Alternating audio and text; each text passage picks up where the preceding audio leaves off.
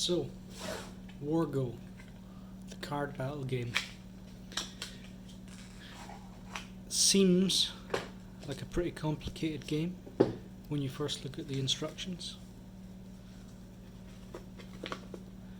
You've got siege weapons, siege defences, and a whole lot of rules to read, but it's actually not that complicated to play. So if you're starting off the game, you start off with 7 cards, and every turn you can play up to 3 cards, and you've got a hand limit of 7. So if you were to play 3 cards from a hand of 7, and you could put down army cards, or you could play action cards. This is not the best example hand, but lots of things. Put down 2 army cards, put something in your defense pile. Cheval de Frise is a defense card, so it adds 300 to your defenses. You eventually build up a stack of defense cards to defend yourself against attacks from an enemy.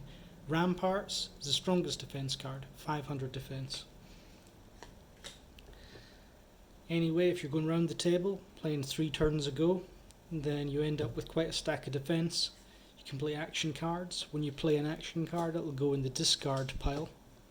If this was a game on the go at the moment, we'd have a draw deck and a discard pile. Play capture. If you play capture, your opponent has to hold out his hand, the 7 cards in his hand, and you can pick one blind, and then you see what you get. Skirmish card.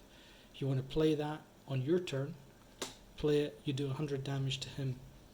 He can either sacrifice 100 of his defense to block the attack, or if he doesn't have a defense, or if he doesn't want to sacrifice defense, then you take his army to the value of 100 damage. This is 200, no changes given. So if he was to take that, he would take 1 from your army.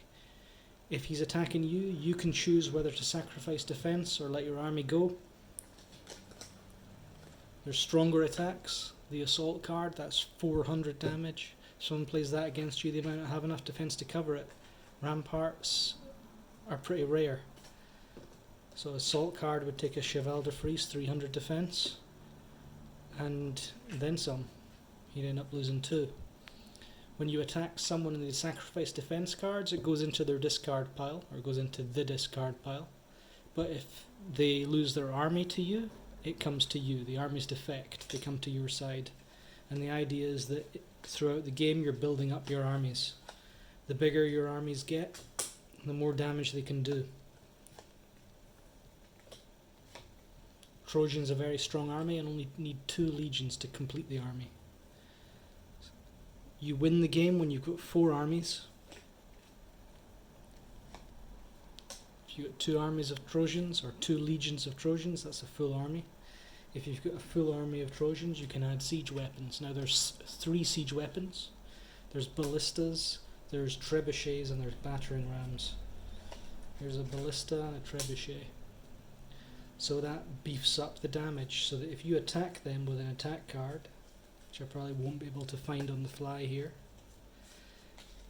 there are specific attack cards that correspond to specific army colours, so you need to have the right attack card for the right army.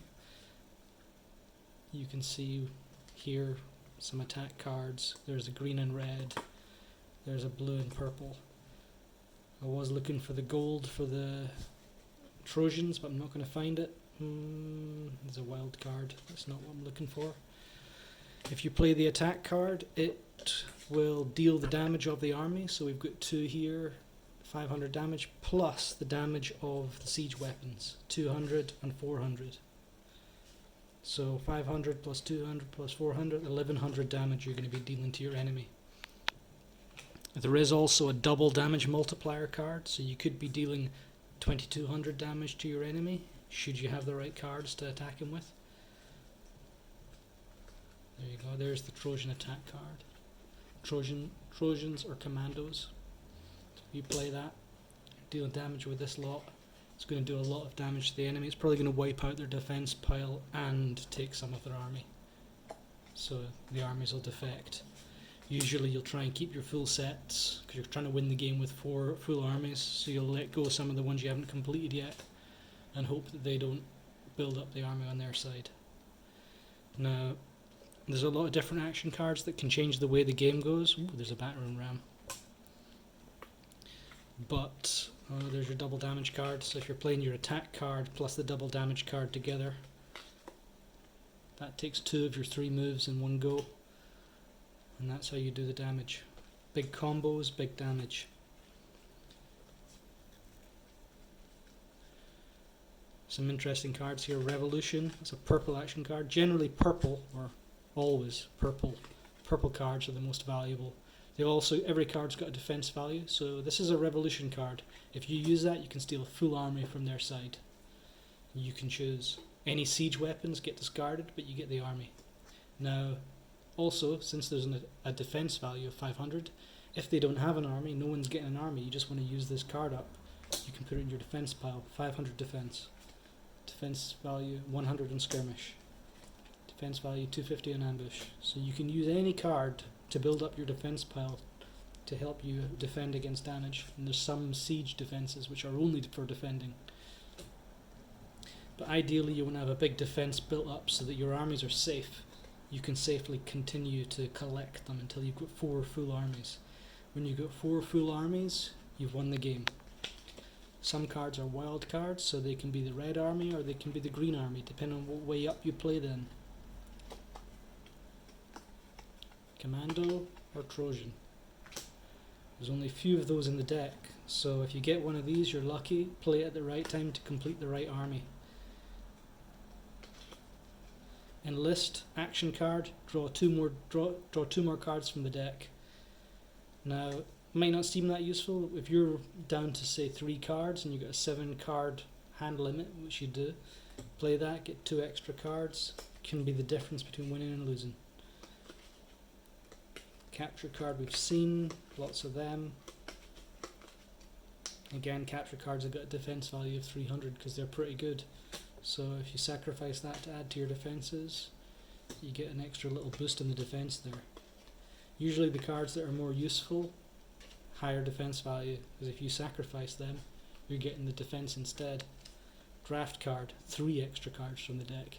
Use that if you've got, say, 3 cards in your hand, nothing good, play that. Take 3 cards from the draw deck, can change the way the game's going. Seems like a complex game, but honestly, 2 games and you've learned it. Raid card, great card. Raid, when you play that card, that is an attack with any colour army. So if you've got the Trojans here, you play Raid, that's an attack for 1100 damage with all these siege weapons. In fact more, because I added the battering ram. Battering ram is the strongest siege weapon. So 1100 plus 600, 1700 damage just with the Raid card. If you had a double damage there, that's a lot of damage. 3400. Battle trade. Battle trade, swap 1 legion with the enemy. So 1 legion is 1 part of an army. You can swap if you've got one you don't need. You do that, you take one that you do want. Battle trades are pretty common, not that useful since you have to give up one of yours, it's just a swap. So the defense value is only 50. And to be honest, even though it's only 50, I still quite often find myself using these for defense. Retreat card, that is a really useful card. When I've got one of these, I hold on to it, I don't let it go, and I hope nobody captures it. When you've got this, if someone plays an attack on you or a revolution on you, anytime they play that on you, you can put that down, and then the move doesn't count, cancels it out, wasted their card. If you put that down to cancel their move out, and they also happen to have one, and there's only 2 in the deck by the way, if they play that again, cancels you out, and the attack goes ahead as planned. Like I say, seems like a complicated game, but it does not take a long time to learn. Combination of skill and luck. I've seen people play their first game and win against veterans.